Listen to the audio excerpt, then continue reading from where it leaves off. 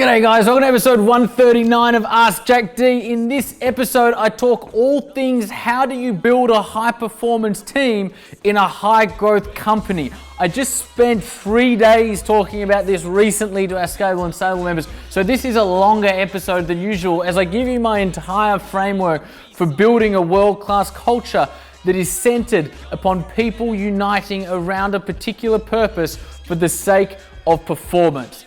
15 minutes with a question at the end. Stay tuned. 28 and I'm trying to shape history, pulling from the sky for some strength to take with me. Line up the stars, fly away quickly and push the world forward like a tidal wave hit me. Yeah. I ride the wave swiftly, I fear no man. Check my titles, mate, quickly. G'day guys, welcome to episode 139 of Ask Jack D. Today we take a question from my new favorite social media platform.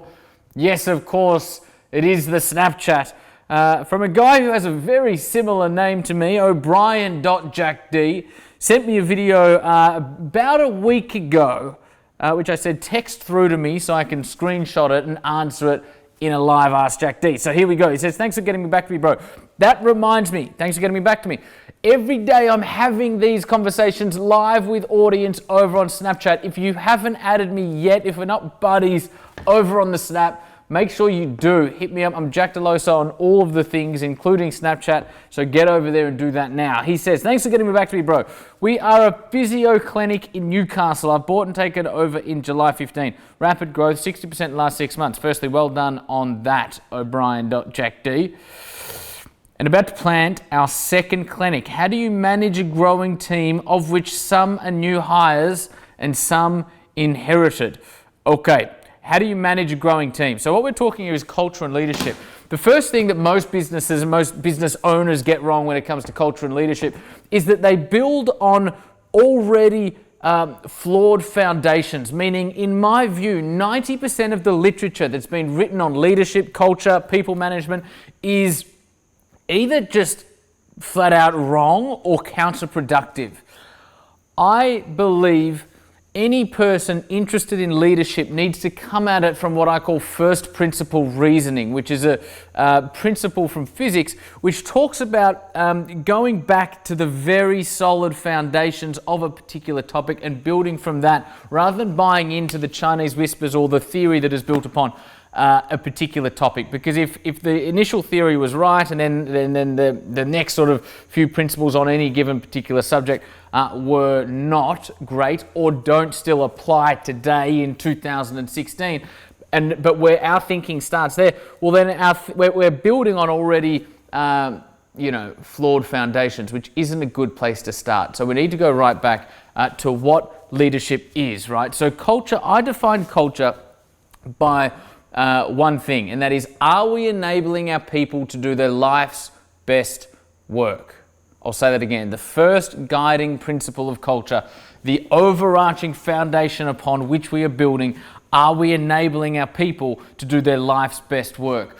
The second thing that I want to say about culture before we get into some specifics is this is not something you can fake. You have to be the person your people hope that you are.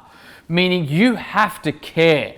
If you're looking at your people as human resources, worse, human capital, which is what the academic textbooks want you to talk about, you've already lost the game, because your people are not capital. Your people are human beings with hopes and dreams and fears and beliefs and values and aspirations and experiences and aspirations about what they're going to be doing in the future. So you need to view them as such, and you need to care so incredibly much about your people. I care more for my people than I do just about anybody else, probably other than my family, on earth, right? Every time I walk into our Entrepreneur Development Centre in Sydney, where we now have 90 staff, my whole body, my whole soul takes a breath and says, Jack, you've just arrived home. Because we're surrounded by a team with a family feel. So you have to care. If you don't, you will not succeed in enabling your people to do their life's best work.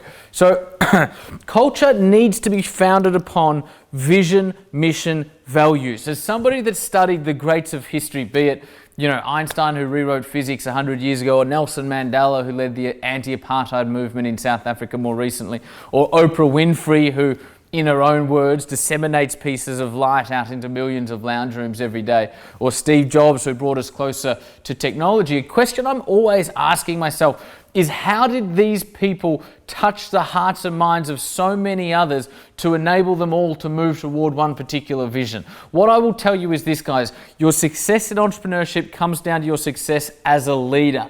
The extent to which you fulfill your vision is the extent to which you can move other people toward it, right? And so I've studied, as well as going through a whole bunch of trial and error in my own life and career around leadership, studied those who have been able to become great leaders for many, many, many, many people, and ask the question, how did they do it, rather than what does the textbook say? If I was to sort of consolidate and to condense their leadership approach down into 3 core ingredients, it would be vision, mission, values. Vision being the ultimate purpose they held for their life's work. Your vision needs to be contribution-centric. So O'Brien.JackD, do you have a vision in place that speaks to the impact, that speaks to the contribution that you and your business want to make? Not who you want to become, not your goals, certainly not your financial goals, that speaks to the impact and the contribution that you want to make. Our vision for the Entourage, for instance, is to push civilization forward by enabling more people to live on purpose. So your vision is not centered on you, it's centered on your consumer or your community or your country or the planet or humanity or the environment, but something that isn't you. What is the ultimate contribution you want to make? That's vision. Mission is the ultimate goal that is you and is company-centric. Mission, we find in mission the ultimate goal that you and your people can ultimately fight toward. So while the vision of the Entourage is push civilization forward, it's contribution-centric, the mission is to be the world's #1 education institution for entrepreneurs. It's centered on us. It gives us a standard, it gives us a benchmark, and it gives us something to get out of bed and fight toward every day. So the vision encapsulates the impact we want to make, the mission encapsulates who we want to become. Then the values are the principles that govern and guide who we want to be along the way. I'll say that again for those of you that are writing this down. The values are the principles that govern and guide who we must be along the way. Because if you look at the vision as the ultimate summit and the mission is the path you're taking to get there, the values are who do you want to be along the journey. Because if you're an entrepreneur and you work incredibly hard and you're commercially smart, you will probably reach the summit. Values ensure that we arrive elegantly. Values ensure that we arrive still being who we are, right? In fact, becoming more of who we are along the journey. So our values at the Entourage are like, be wow, seek to amaze in everything you do. Come from heart, show respect and compassion at all times. Everything's world class. Live on the extra mile, have a growth approach, take 100% responsibility for your own growth, and we will take 100% responsibility for your own growth. If you Google Jack Delosa values, the Entourage blog, you'll find a blog where I've written about all of our 10 values, why I did it, how I did it. Values shouldn't be something that you create. It's not about... It's not like you have your business here and then you write a vision, mission, values and you stick it onto the side of your business. Vision, mission, values should already be inherent in your business. Values are not something you create. Values are something that you identify. This should all just be an extension of you, the founder, and a way to get your magic and your essence throughout the organization so that people get where are we going in the mission, why in the vision, and who do we want to be along the way within values. Right? So vision, mission, values is the DNA of your organization. It's the very foundation upon which everything else is built. Now, Al, how long have we been going this episode? About 5 minutes. Good. I'm going to keep going. This might be a slightly longer episode than usual, but it'll be worth it. So vision, mission, values is the foundation upon which everything else rests. However, you've got vision, mission, values here, and then you've got your people up here, and there's a big gap in between, particularly when you get over about 20 people, right? There becomes a big gap between your intention and your DNA and what you stand for and your people. And what bridges the gap between your essence, your magic, and actually reaching into the hearts and minds of your people, what bridges that gap is structure. Your culture rests upon 4 key pillars. These are the pillars that stand on your VMV and take you to your people. The first pillar is recruitment. Who you bring into your organization is the number one determinant of culture. I'll talk more about that in a second. The second pillar is induction. How are we inducting? How are we indoctrinating people into your world so that they understand what success looks like, so that they understand how to contribute, so that they understand how they can get the most out of it along the journey, right? So recruitment, induction. The third is performance management. Believe it or not, great people want to be accountable. Great people do not want to be in an environment where performance is not appreciated or respected. Great people want to be challenged. Great people want to be pushed. Great people want to know what success looks like, and they want to know when they're succeeding and when they're not. So let's not shy away from performance management. I'll talk a little bit more about that in a second if we have time. And then the fourth one is leadership. The leadership has to be structural. It can't just be what you do when you're in the office, because as your organization grows, again, particularly beyond 20, 30, 40 people, you'll be out of the office less. So if the leadership in your organization depends on you being there and being the person that everyone else rests on, then that's a weak culture, because in that instance, you're the pillar. Structure isn't a pillar. So we take you out and it compromises the performance of your people. So your leadership needs to be structural, meaning it is ingrained into what we do every day and every week within the organization. Great leaders don't create followers. Great leaders create more leaders. So structural leadership is about how do we embed structured leadership throughout the weeks and months within your business, and how do we embed great leadership qualities within the other people within the business, right? In recruitment, let's talk about recruitment. You need to be recruiting based on the essence of the human being and competence. One of the worst quotes that gets bandied around about culture, and I've heard a lot of smart people say this, and it is wrong in my experience: hire for attitude, train for skill. I agree with placing more emphasis on attitude and in what I'm now calling the essence of the human being. However, I disagree with saying you can train for skill, particularly when you're hiring senior people or hiring people in leadership positions, particularly hiring people in executive positions, or hiring people where technical skill is a requirement. Because we need to be bringing people into our organization who can bring more skill than the current capability within the organization. When your organization is growing like this and you're recruiting 5 to 10 to 20 or 30 people every single month, you do not have time, nor does your exec team, nor does your leadership team, nor does anybody, depending on how big your business is, to train 10 or 15 or 20 or 30 people every single month. You just don't have time.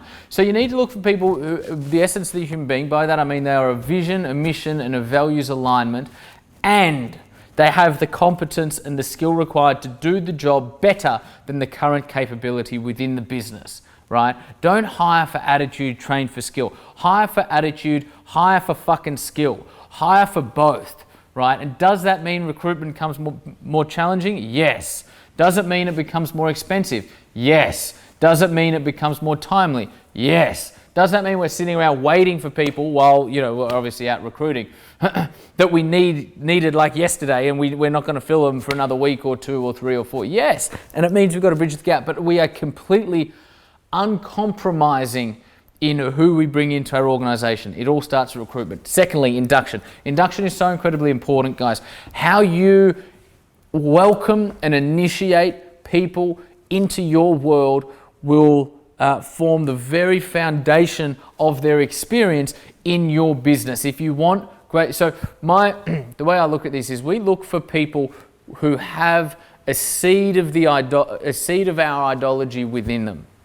Did I just say that right? A seed of our ideology within them.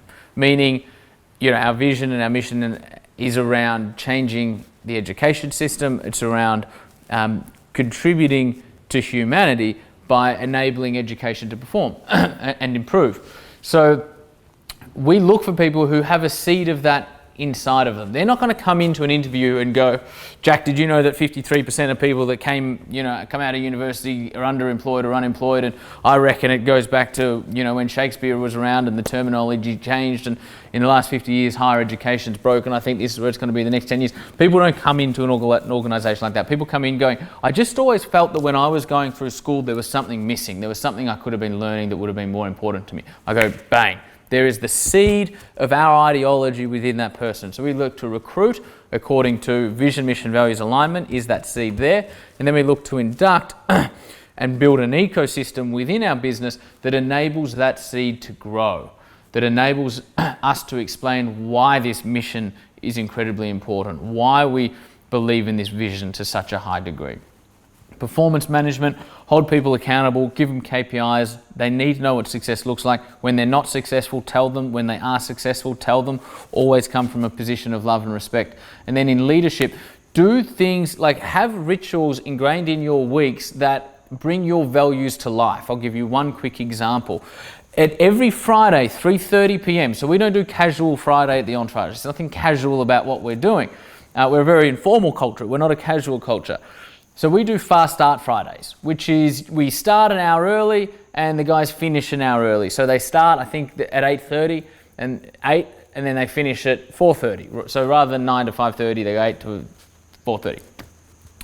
So every Friday at 3:30, and I'll bring up a photo of us doing a Made It Happen circle. Every Friday at 3:30, we come together, every single person in the organization stands in a circle, and we recognize what somebody else or a bunch of somebody else has done that week that has embodied and represented the values and the culture of the Entourage. So it might be, I've got a Made It Happen for Jamie Lee. This week I saw she was on the phone to a member until 9:30 at night. She was not hanging up that phone until they got that outcome. We love you, JL, well done. Thank you, buddy. 3, 2, 1, let's give us some, and then we give her a clap. And then someone else will go, I've got a Made It Happen for Chase. This week Chase, did XYZ in the marketing department, and it was really awesome because it upheld our values by doing ABC. Let's give Chase some love. 3, 2, 1, we give him a clap. And so we don't go around in the circle because that would be corporate and boring, and we're not. It's just an absolute free-for-all, and half the fun is in the spontaneity of people talking over each other and trying to get in first for the next Made It Happen. One of our values is make it happen, be outcome orientated. And so we do a Made It Happen circle every Friday to recognize those who have made it happen that week and those who have gone above and beyond. So that's what I mean by structural leadership, is ingraining things in your week. Firstly, I just encourage every business to do that, like in terms of, particularly if you could do it on Friday, if you have a lot of your staff base in on a Friday, it just helps everybody remind everybody the great work that everybody else has done, and it helps everybody feel appreciated and recognized, because it's so easy to get caught in what everybody's doing wrong all of the time. But when you start telling people what everyone's doing right and why you really respect and love one another, then it creates a bond and a strength within the group that is absolutely amazing, particularly as they head out on a Friday into their weekend feeling good about themselves. Culture is not about beanbags and fireman poles and table tennis. It's not about the gimmicks. It is about the feeling and the attitudes and the beliefs and the behaviors of everyone within the organization. It is about, are we enabling people to do their life's best work? Culture is about a group of people uniting around a purpose, in this case a vision, in order to move toward one common objective, being the mission, right? And how we lead and how we performance manage along the way depends on the structures that we set up. If you can do everything we've just discussed, this was a long Ask Jack D. How long was it, Al? 14 now? 14 minutes. We've cracked we probably will crack the 15-minute mark. If you can do everything we discussed just in the last 15 minutes, you will probably do culture significantly greater than like 98% of businesses, particularly early stage businesses, do, because it is so misunderstood and the opportunity is so great for those that can get it right. As you guys apply this, what I want you to do in the comments below right now, not as you've got right now, in the comments below, I want to know, what was your main aha moment throughout this video? In the comments below, what was the number one lesson? What was the number one thing you learned? What was the number one thing you think you're doing wrong and I've just completely stuffed with the idea and gone, now you need to do this? In the comments below, what was the number one thing you got out of this video? I will be there. Thanks for staying with me for the 15 minutes, guys. I look forward to seeing the number one thing you guys learned from this video in the comments below. 'Cause I'm